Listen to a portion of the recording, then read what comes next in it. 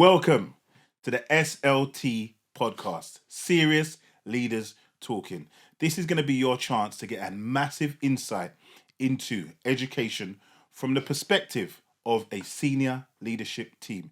You have myself, Ziggy Moore from More Education. I'm an educational consultant. You have Miss Johnson, Ree, who is a deputy head and Senko, and you have the big bad Mr. Crawford, who is a vice principal. We are going to be giving you an insight into what education is really saying and what's really happening. Make sure you follow us and you really log in and you share this. This is the SLT podcast. All right, welcome to the SLT podcast. We've got all of my SLT charges, all of my SLT colleagues, in the room. Nice. It's lovely to have you guys in the room. I'm so glad we've got down to this. But as one of the things we have in common is we're all black educators in a senior role, which is quite rare. I think they've said, I think it's less than 2% go on to become heads, if I remember correctly. I know blackhead teachers. Yeah, blackhead teachers. 0.01%. Wow. Crazy. So even being in a senior role in education, to have three of us in the room it's a very unique offering. So you guys are lucky to have us. Yeah, let's be honest. I would say as well, it is one thing to be a black educator, and then on top of that, to be a black educator who is comfortable in their identity and is accepting and proud of their blackness. Completely different thing. Wow. And to throw that in. Yeah, no, you're taking it deep. It's true, because yeah, we're going to be talking on that stuff anyway. You know what I mean? We're going to be talking on that stuff. But I think it would be good for our viewers, whoever is checking us out, to kind of know a bit about our journey, kind of for two things. I'm thinking kind of parents who really don't understand when they come and they see us, like what it took for us to kind of be there in the first place. And as well as maybe aspiring teachers, aspiring educators, to have an understanding, because in this room alone, I'm not going to expose anybody's ages here, but you've got over 50 years worth of educational experience on this pod, easily. What I'll do is I'll say I'm just short of 2 decades. That's what I'll say. I'm 2 decades. I'm 2 decades. I'm a decade. I'm so 2 you decades. Do the math there. Yeah, so I'm 2 decades. And we've got over 50 years worth of experience in here. Yeah, thanks. So no, anytime. That's why we're here. So I'm gonna go to you, big bad Mr. Crawford. Tell us about. Right, let me pose a question to you, and this is a question they always start like, why teaching? Why teaching? That's the first. Why teaching? Yeah. Why'd you get into it? I've always been somebody that has, for lack of a better term, not had it. I've always been someone that hasn't been accepting of the current circumstances of myself or the people around me. And from early, I've always been someone that spoke on things when they weren't right, or when I felt they weren't right, and always kind of been driven by that. Studied computer science at uni. Knew very early on that I didn't want to sit behind a desk and be a coder. Yeah, because I was thinking, when you study computer science, them man, they're making. That's where the bucks are. And you know what? The only reason I went into it is for that reason. My auntie used to live in New York, and my mum was sitting me down with all of my relatives when I was thinking about what uni to go to, and she pulled in my auntie, and my auntie said, "Listen, my bonus, not my salary, my bonus last year was 205 bags. This is what I do." I said, "Sign me up." But yeah, I enjoyed it, but it wasn't a passion of mine. I wasn't driven by it. Once I graduated, I completed the course, graduated, and it was my mum actually that said to me, "Why don't you think about teaching?" And that was like a light bulb moment for me. That I thought, you know what, that sounds like me. That feels like me. That's something that gives me purpose. And it was only after the fact, when I was a few years into it, that I realized where that drive is. And where's it come from? Because that's what I was going to ask.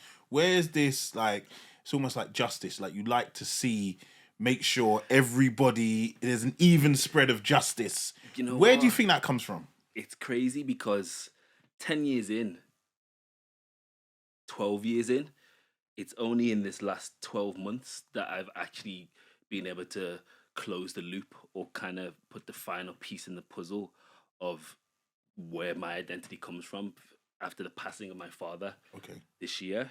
And we buried him in Senegal. And hearing the testimonies from people that I'd never met, from people whose lives he touched, on all of the things he'd done to contribute to help them throughout their journey, through in whatever capacity, I was sitting there thinking,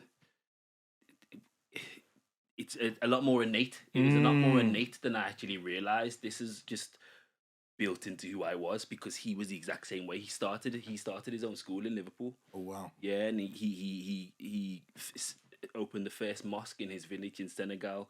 There were loads of men talking about giving testimonies about how they needed a job in the city from the village, and my mama just put them up in a house in the city so they could go for work and all of them things there. And I thought, you know what? Everything that they're saying about him sounds like similar things to what I've done, and I didn't have that connection with him in that capacity. I didn't have that relationship with him in that So capacity. this is the first time you're hearing enough of these stories. First time I'm hearing that, and it kind of put things into perspective for me. As much as I can't give you an answer on where that drive comes from. All I can say is that it's built into me. Mad. That's mad. No, that's in essence they say it's in you. It's not on you. There's a lot of things that's innate to you. It's in you. But it's good that you were able to kind of connect it and you found a source to an outlet through education, which is beautiful. Ree, tell us, like, how did you find yourself somebody so glamorous? Yeah, glamorous. I remember so just to give you context, like we all worked together. Don't start. This is a professional space. Don't start. We all worked together. We all at one time. No longer good we've times. stayed. We've stayed good friends. We'll probably have a few other people who've worked together over the jumping on a pod, but we all worked together. And I remember the first time encountering He said encounter. yeah. Yes, encounter, because it wasn't a meeting because I was nothing. I wasn't acknowledged. I was just there, wasn't I? And the spotlight as she walked down it wasn't a runway, it was a hallway, but it felt like a runway. So I'll say that to say, no, seriously, somebody of your ilk, how did you find yourself in the educational space? Because I think it's fascinating. So, funnily enough, I didn't actually choose teaching. I always say to people that teaching chose me. Come on. Because I wanted to be a fashion designer. There we go. But I have an African father. So that wasn't an option. Because he told me in no uncertain terms, you don't need books to draw. And so I kind of started off my journey as the TA just because I inherently like helping people. I thought, why not help young people? And kind of got pushed into teaching. So I don't even know if I should say that as a disclaimer, but it wasn't by choice. I just think God said, this is for you. So I'm going to drill down on something because there seems to be a theme here, dads. Yeah, we didn't plan this. Like, this is how it goes, isn't it? So, and you made a statement. You said African dads. So, yeah, African dads are ringing out in this pod already. You get me? So, what? Well, how would I phrase this? So, do you think in having that influence, is there any resentment, or do you think it was a good move? A good move to go into educate. It pushed you down this road that you've been successful at. To be fair, come on, like you're a deputy head. So yes, there was an element of resentment for a few years actually, because he chose my A levels for me. What? English, psychology, and business. He's like, you're not doing no foolish ones. No art. No, exactly. I wanted to become a fashion designer, and he said that's not happening. Like, it's not even up for conversation. Wow. Okay, sorry, carry on. And so,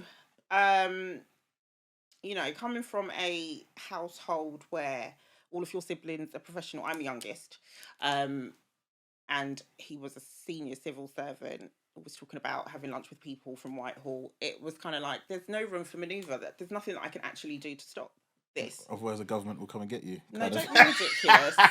That's silly. But I think because I held and still hold him in such high regard, the resentment was kind of overshadowed by Daddy said that I have to do this. So he's told that.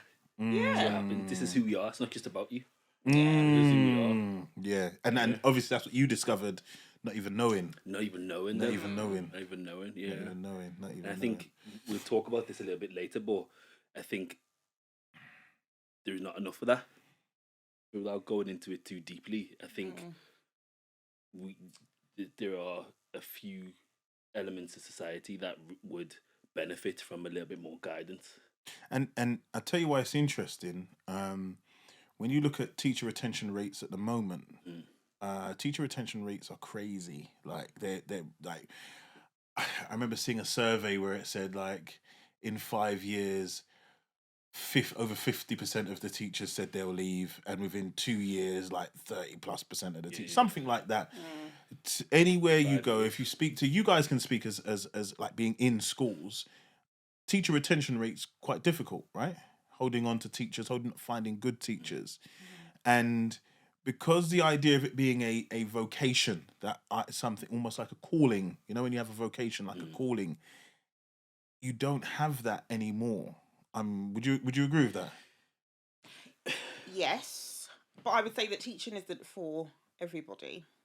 No, I agree, 100%. I think there are a few people who have picked the wrong vocation. Like, you have to want to do it. You know, it's like being in medicine. You have to care about people to be there. And so I think when they get into schools and it's like, oh my gosh, this isn't what I signed up for, that's why this is not for me. I agree, but I resent that. Resent what? I resent the necessity for this sector to be so heavily propped up by people that find it as a vocation. I don't think that's a good thing for society. As a passion? Yeah, I don't think it's a good thing for society. I think, yes, passion is important, but we should have the tools, the resources, the capacity to be able to do it effectively. And right now we don't. No, I agree with that. So it's being carried by people that just work crazy hours. No, okay, because I thought we were going to get a beef on our first podcast, because I was like, I looked at the camera. Yeah, I looked at the camera like, what's he going to say?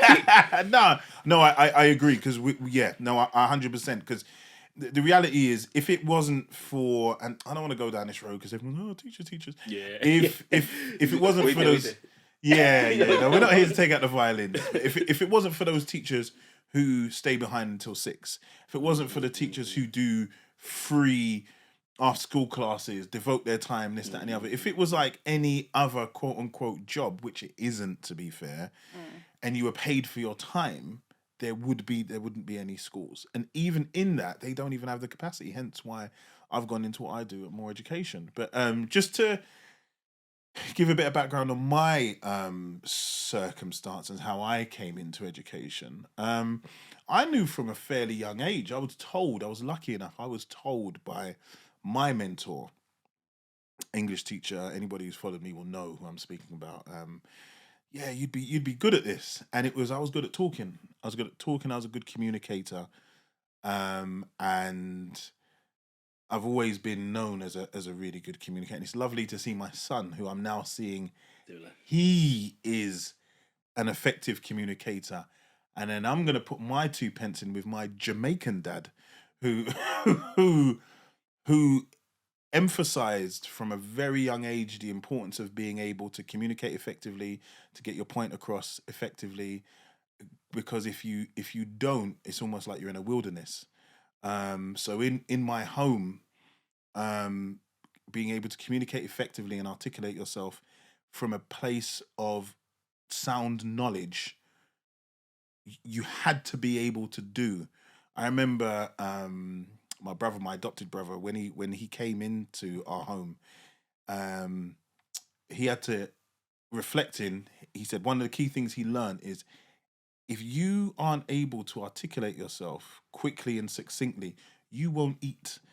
He's like, that's how. No rating. Yeah, no. There's no dinner for you. There is no dinner, and I think that passion of being able to communicate effectively is why I went into English. Today's SLT podcast is sponsored by none other than More Education, the UK's leading online black-owned supplementary service. Guaranteed grades. Sorry. Guaranteed grades. All your money back. Oh my God. I love that. Tell us about the guaranteed grades, Guaranteed grades, 6s, 7s, 8s. Don't watch that. You getting it? All right. I didn't say it. I didn't say it. But make sure, if you want to find out where your child is, what's happening with your child, how we can support, we've got amazing facilities. Log on to moreeducation.co.uk. And at the moment, we are doing an offer for £47. You can have an assessment, so we can tell you exactly what your child's doing in maths and English, where they are, what they need to improve on, and a consultation where you get to sit down with me and I discuss how to plot the next steps of your child's road to success. Log on, moreeducation.co.uk. What do we say? Guaranteed grades. Because not to throw any shade, but in education, most black male teachers are probably going to be in one of 2 to 3 departments. PE. I get that all the time. Oh, what, you not PE teacher? Yeah. Nah. PE, computer science, or maybe a sciencey maths. Yeah. Maybe few and far between. But an art subject like English, seldom do you find black male teachers. It's actually something I've become quite proud of. It's almost like a USP for that. But I, from a young age, have become really passionate about your ability to communicate and how effective and important that is, especially for most of the schools I've taught in my teaching career have been in the most deprived areas of London. So started in Brent, went to Haringey, went to Lambeth, spent a bit of time in, I think, Barking and Dagenham, Enfield, and then back to my home, which is Lambeth, which is Lambeth. It's so crazy because even over the Christmas period, although I'm not from Lambeth, Feel comfy there. where I decided to go and get my curry goat and I was bang in Brixton Market because that's where I feel most comfortable. You know what? Yeah. Obviously, I'm from Liverpool. I'm not even repping London like that, but I also feel more comfortable in South. Yeah. I feel. I don't know what it is. I just feel maybe because I spent so much time there. Yeah. I back that. Yeah, it is crazy because anybody who knows me knows I'm always I'm Tottenham, Tottenham through and through. Yeah. However, You know, you allowed to even say this? yeah, oh no, I'm from Tottenham. Maybe I make it clear on all of my socials because it's actually part of who I am. It's part of my journey. It's part of growing up. However, the borough of Lambeth has become my second home. So yeah, that educational journey. So I would then ask the next obvious question. What hurdles have you encountered? You're in your amazing positions, or we're in our amazing positions now, but what hurdles have you encountered to get to this point? And yeah, just tell us. Who wants to kick it off? Shall I kick it off? Because I can see like you lot took a deep breath, like, whew, like I feel like I need something to sip at this point. yeah. All right, I'm gonna kick it off. Listen, and the reason why I think I can be very candid because I've spoken openly, like on my More Education page and maybe other podcasts about this before, but it's been mad for me. Yeah, like it has been crazy. Yeah. I speak about getting kicked out of primary school, but I've also been kicked out. Yeah. No, I got kicked out of primary school, but I got kicked out as a teacher. You with me? I've been shown the door. I've been shown the door more than once. I've had to fight and as a common colloquial parlance would be a bus case, yeah, more than once. And I think this is, to be serious, I think you'll find, I believe I remember reading something in NEU about black educators being under competency, or more so than any other group. What's the correct word where you're managed out, where they have to check capability. Capability, excuse me. Sorry. Black educators being overly represented in that area of capability. Professor Christine Calendar, is it? I believe so. Says black females get pushed back. Yeah. Black males get pushed out. It's like the term they use in the education sector. Well, you have two black males and a black female, and I think I know I've been pushed out. I've been pushed out of more than one institution. I always speak about one institution where, and maybe it's the first time I'm actually telling you guys this.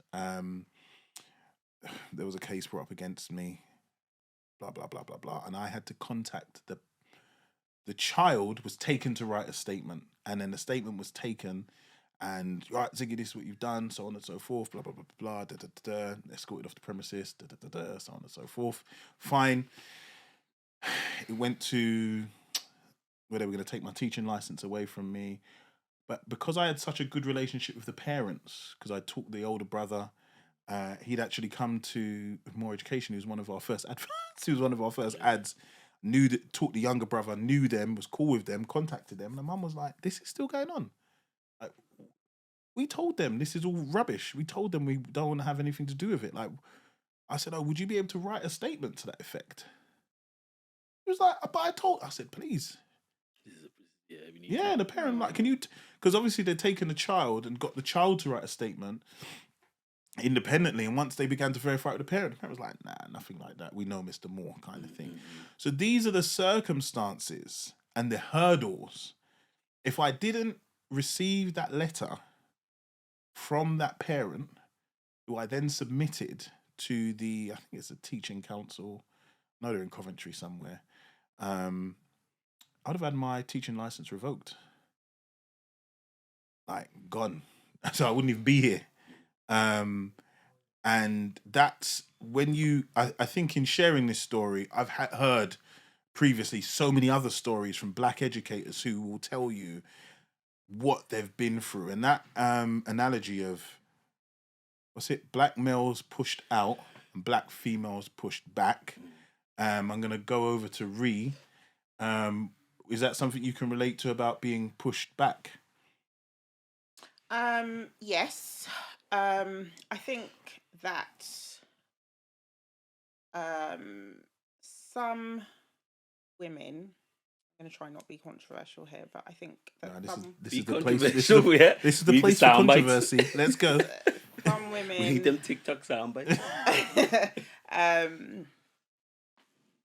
Are very, very competitive in the workplace, and are enemies of progress, let's say.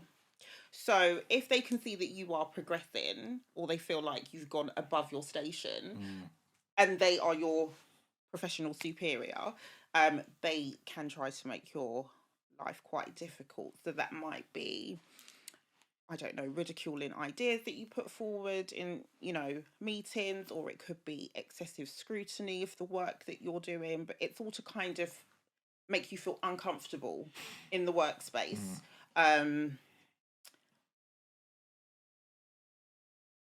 And it can be quite challenging. You've been very conservative with your... Very conservative. Very conservative. Isn't it? Yeah. You can talk the things them if you want. You know, this is a safe space. This is a safe space. You can. I'm going to say something quite controversial before you. Again, you were very candid. My biggest enemy of progress, and this is something that pains me to this day. The group who have given me what I would say, quote unquote, is the most fight. I've received the most backlash from, and even I know we're gonna say in it. Am I building up? Can you feel me building up? No. I was thinking about this the other day. I used to ride to school. I used to ride. I'm going to tell you this. I used to ride my bike to school. Yeah. Way to get fit and this, that, and the other. And there was a teacher, and she saw me on my bike. We'd finished the day, and she looked at me and she goes, "Ah, are you riding to school?" And I said, "Oh yeah." And she stood there. She goes, "Ha ha ha!" She laughed in my face. She laughed for like, not like ha ha ha. I'm talking like she was crying with laughter. Why? Because you're a cyclist. I'm assuming because I'm fairly robust as a male. Why are you laughing? So thanks for helping me relive the trauma. Yeah. Why? Because I'm a robust male. Maybe the sight of me on a bicycle tickled her funny bone to the point. She looked in my face and I'm laughing. And she goes, "You're really riding." Do you know who this is? No. This is a recent institution. And I remember she messaged me later because she knew it was inappropriate and it was mean. It was actually mean. And she messaged me later like, do you know what? If you took offense to that, so she knew what she did was offensive, and it was hugely offensive. And I stopped riding after that. And clean stop. And the reason why I used to ride is for my mental health as well. Like as a kid, my bike was one of my only outlets because we didn't have money like that. So like if I had a bike, get outside, it was my only outlet. So to ride and have like the wind blowing through my hair and all that kind of stuff was an outlet for me. And I stopped. And that level of meanness I've only encountered from one group of people, yeah? And it's a group that I would have never expected to encounter that from. And even with that meanness, it's a group I still defend to this day. And that's black women in education.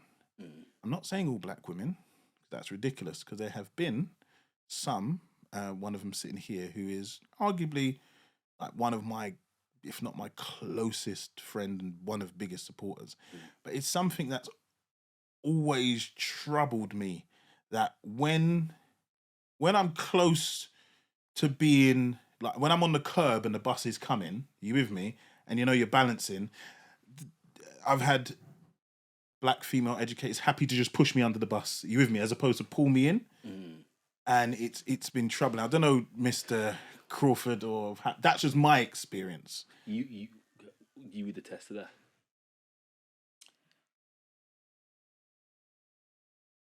I can't, because his experience of black women would be very different to mine. As a black woman, yeah. So honestly, I don't think my experience in terms of adversity and challenges is the same as both of yours. And I don't know if that's because I've got a short memory, because I can give you times where I've gone toe to toe with people. I can give you times where I've been clashing people. I'm never afraid to do that. But I don't know.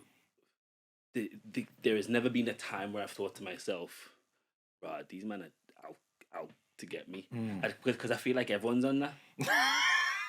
And I don't know.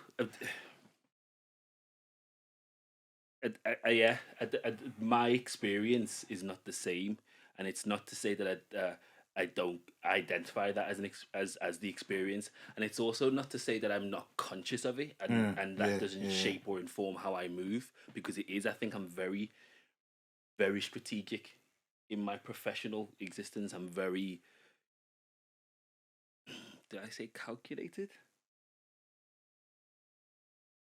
I understand the politics of a professional environment, and I operate as such. Yeah, I think, you know what? I think because I was a bit, would you say, you used the term a bit rough around the edges. It took me a little while That's to that's what I would say about yeah. both of you. I'd say you're less willing to play the game. Okay, yeah. That would be my opinion. Whether or not that's the right decision, Yeah. I think you're both of you are more like, this is who I am, this is what I'm on, and no, I'm doing a good job. No, sometimes I think I'm playing the game, but I realise like I ain't playing the game. Right. I see the thing is, I know the game. I can explain the game. You with me? Yeah. But I think there's something about my face that they won't allow me. Someone at Bayless used to say to me all the time, I don't know what it say about me. Like, you could say something and nothing had happened, but if I said it, Yeah, they'd I'm be on me. done. And I'd always be like, what do you mean? I'm just doing my thing. I don't know what you're talking about. But he'd say it to me all the time. Be like, nah, Jay, if you, I don't know why you can get away with that, but you can get away with certain things. I don't know. It might be your accent. Is it? It might be. I was thinking, yeah, because you're from the north, they take it as being friendly. Yeah. Yeah. Whereas, That is definitely a consideration I've thought about. yeah, when man come in and talk like this, like, yo, brethren, There's a perception you of... may I said. Yeah. There's a perception of black men from London in particular, that's different. Whereas they see me and then they're like, actually, who's this guy? And there's some next accent. Yeah. Oh, all right, brilliant. Okay. So I think we've had a fairly kind of rounded, Oh, what? rounded. Low key, look at you. We've had a fairly rounded view of kind of what it's like. I'm gonna ask. I'm just gonna ask like maybe some two tips, like what it takes to get to the top, because we've spoken about our journeys, hardships. What has it taken to get? If you had to give, like, there's a young educator watching, first 2 years of seeing your profiles and this, that, and the other. What 2 tips would you give to anybody who wants to kind of get into education and get to the positions that kind of we're at the moment? I'll start off. I'll kick it off. Listen, I say the first thing is let your work speak for itself. Yeah, and when I mean your work is your dedication. Let your dedication speak for itself, and let that be the thing that rings out. The quality of your work, and the impact that you have on children. That's the first thing you need to focus on, because very often people kind of, I don't know, they look towards the senior management thing, but they forget about kind of the root of the teaching thing. You with me? And ultimately that will come to trip you up in the long run, and you will be found out. So let your work speak for itself. And the second thing I'm going to say is don't be speaking to a lot of black educators, don't be scared to apply for those roles. Don't think, I'm not ready yet. I don't know. Don't be scared, because I remember seeing, I never forget my first interview. Yeah, my first interview at my first school was in Haringey, and there was a load of us. I remember there was this guy. He hadn't done his PGCE. Yeah, hadn't no teaching qualifications. He was someone's mate who wanted to get into teaching and so on and so forth. Yeah, and he bought. The lesson was terrible when he gave all of the kids celebrations at the end. Yeah, and I was like, what a joke! What an absolute joke! Yeah. So that was like, for the September start. Anyway, I remember coming in September, sitting next to my man. Yeah, he was there. I was like, what's it? Oh, like they'd signed him up to a day was time. It was like a GTTR, a teacher training program for 2 years, and he did the 2 years. He was a shocking teacher. Directing. Yeah, shocking teacher.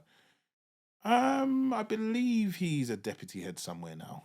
Yeah, and he climbed up the senior management pole way faster than I did. And I can look in a camera and say he was a dead teacher. He was not a good teacher. Yeah, at no point. Yeah, so don't let that be something that holds you back. So let's go to Ree.